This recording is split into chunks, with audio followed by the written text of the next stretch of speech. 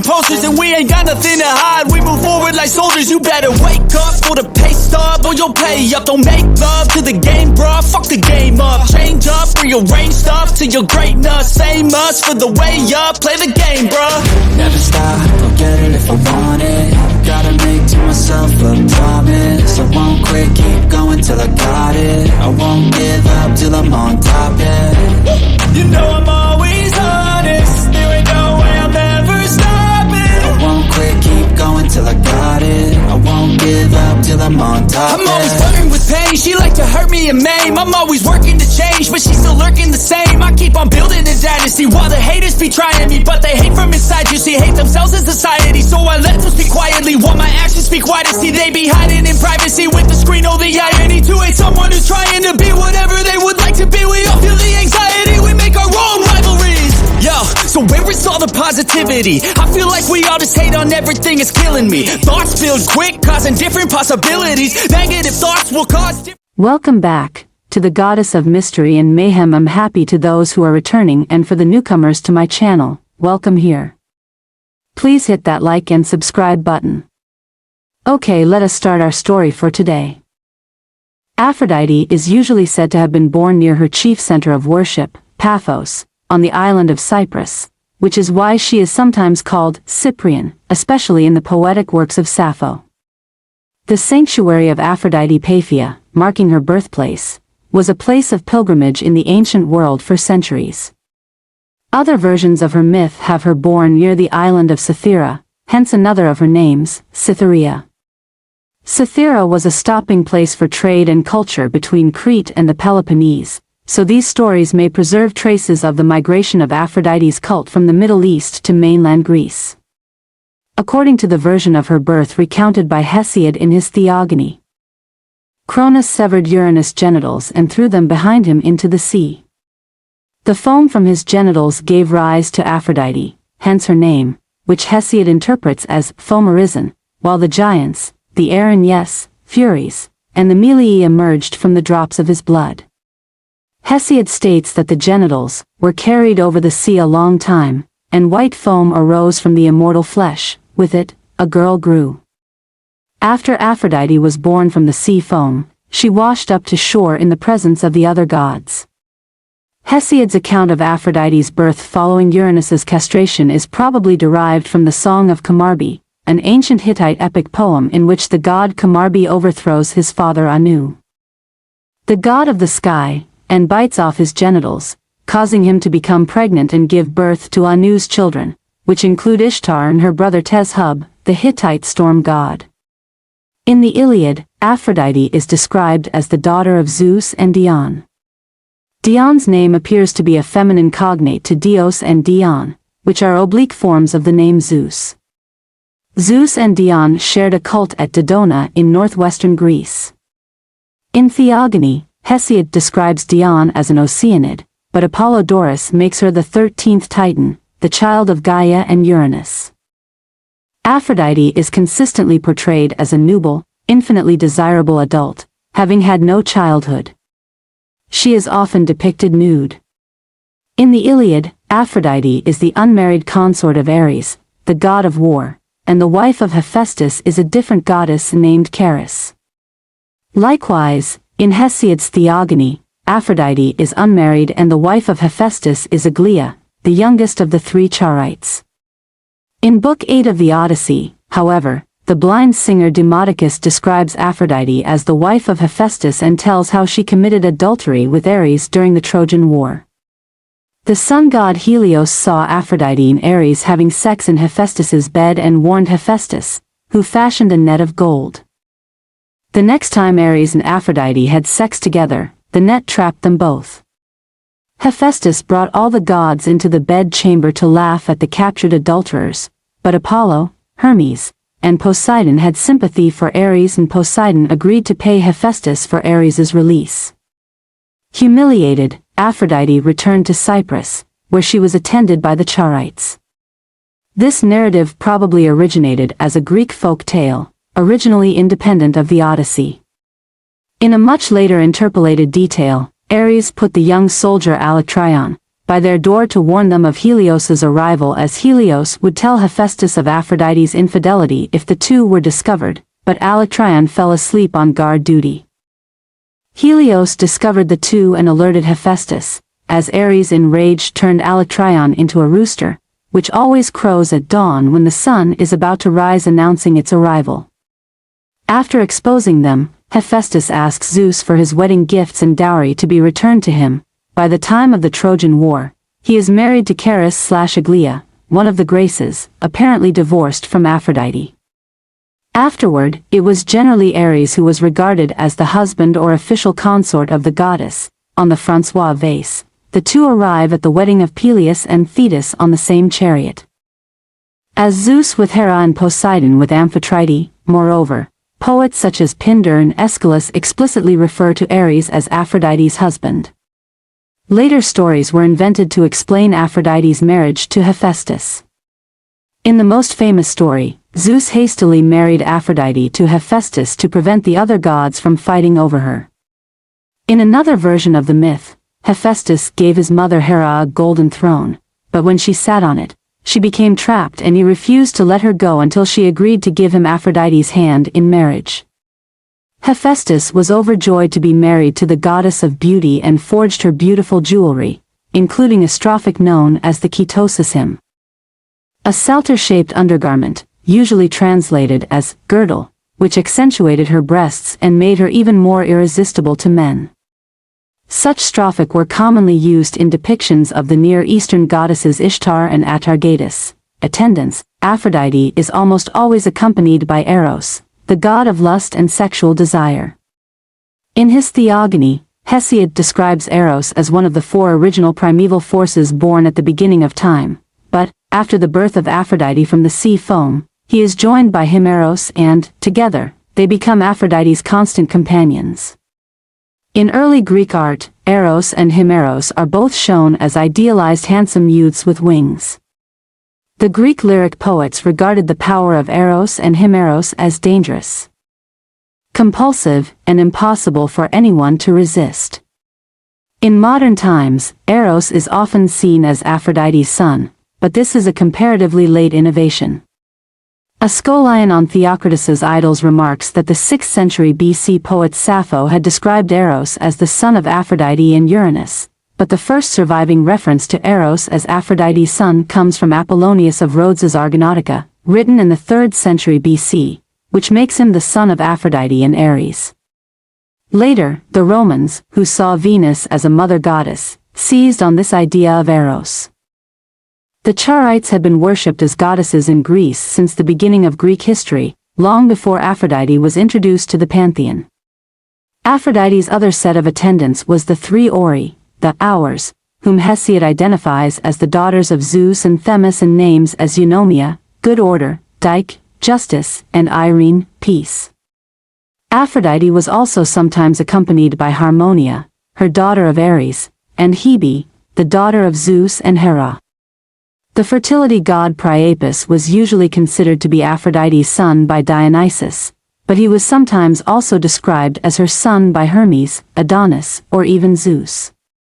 Aeschylus on Apollonius of Rhodes's Argonautica states that, while Aphrodite was pregnant with Priapus, Hera envied her and applied an evil potion to her belly while she was sleeping to ensure that the child would be hideous.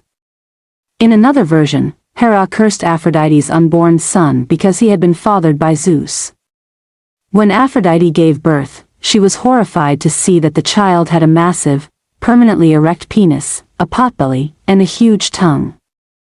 Aphrodite abandoned the infant to die in the wilderness, but a herdsman found him and raised him, later discovering that Priapus could use his massive penis to aid in the growth of plants. The first Homeric hymn to Aphrodite, hymn 5, which was probably composed sometime in the mid-7th century BC, describes how Zeus once became annoyed with Aphrodite for causing deities to fall in love with mortals, so he caused her to fall in love with Anchises, a handsome mortal shepherd who lived in the foothills beneath Mount Ida near the city of Troy.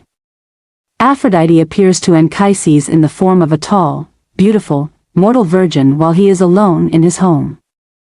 The first Homeric hymn to Aphrodite, hymn 5, which was probably composed sometime in the mid-7th century BC, describes how Zeus once became annoyed with Aphrodite for causing deities to fall in love with mortals, so he caused her to fall in love with Anchises, a handsome mortal shepherd who lived in the foothills beneath Mount Ida near the city of Troy. Aphrodite appears to Anchises in the form of a tall, beautiful, mortal virgin while he is alone in his home. Anchises sees her dressed in bright clothing and gleaming jewelry, with her breasts shining with divine radiance. He asks her if she is Aphrodite and promises to build her an altar on top of the mountain if she will bless him and his family. Aphrodite lies and tells him that she is not a goddess, but the daughter of one of the noble families of Phrygia. She claims to be able to understand the Trojan language because she had a Trojan nurse as a child and says that she found herself on the mountainside after she was snatched up by Hermes while dancing in a celebration in honor of Artemis, the goddess of virginity. Aphrodite tells Anchises that she is still a virgin and begs him to take her to his parents. Anchises immediately becomes overcome with mad lust for Aphrodite and swears that he will have sex with her. Anchises takes Aphrodite, with her eyes cast downwards, to his bed, which is covered in the furs of lions and bears. He then strips her naked and makes love to her. After the lovemaking is complete, Aphrodite reveals her true divine form.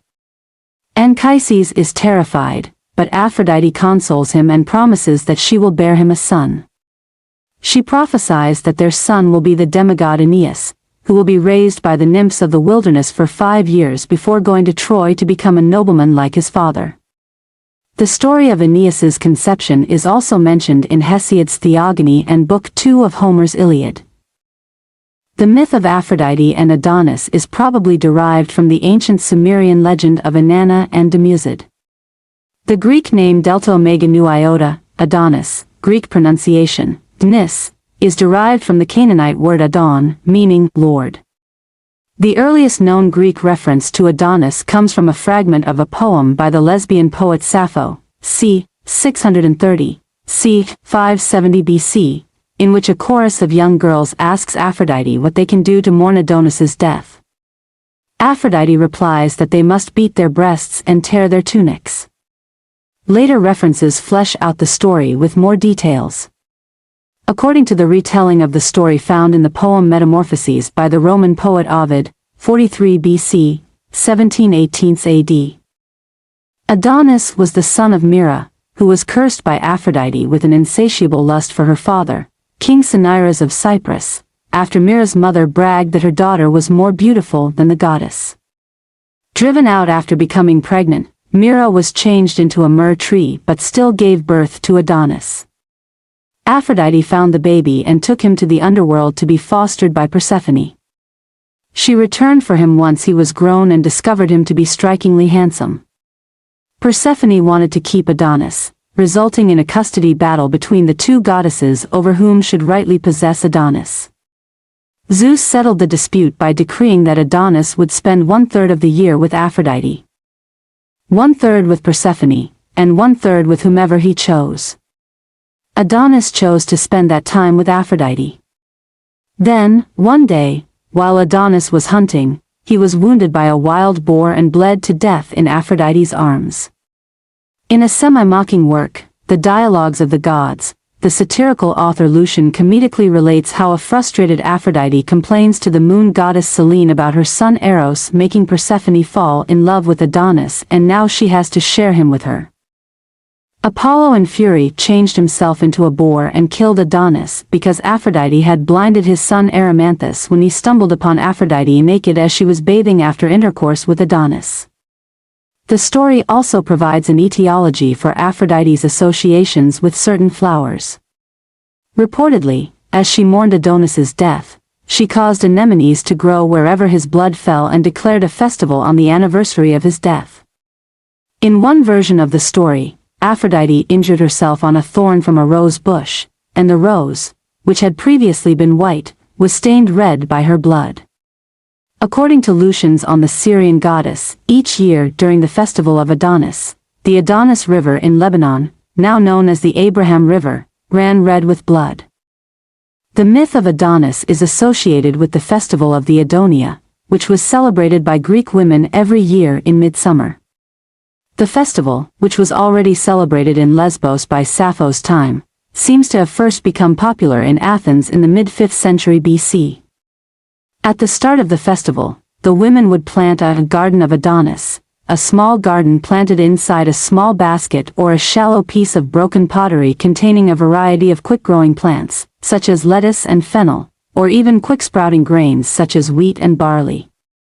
The women would then climb ladders to the roofs of their houses, where they would place the gardens out under the summer sun's heat. The plants would sprout in the sunlight but wither quickly in the heat.